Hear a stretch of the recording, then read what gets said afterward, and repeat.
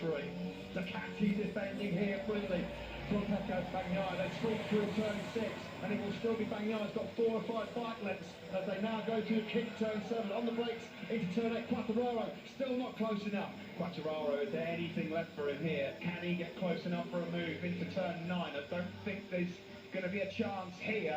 It's all going to come down to turn 14. Yeah. Getting the speed out of this corner is crucial for Quartararo. Can he use the corner speed of the Yamaha? Can he use that slightly better grip from that medium Michelin rear tyre to find a way through? Bagnaia has done a perfect exit on turn 10. Got the power down perfectly. Quartararo struggling here to go with the Italian letters. It looks like Pecco Bagnaia may well have us covered. They attack down into turn 14. Quartararo's too far back.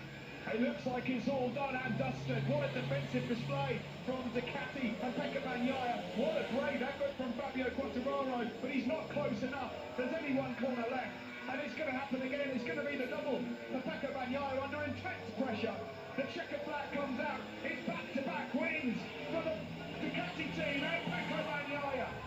Bagnaia, brilliant. Lozano, a masterclass from him. What about that man? Enea Bastianini. Fabio Quartararo, autumn in second. Bastianini, third place, his first podium in the MotoGP World Championship. What a ride by the rookie in third. Marquez wins that battle with near a minute on the last lap. Two of the top men in the World Championship this year, arguably the top 2 men.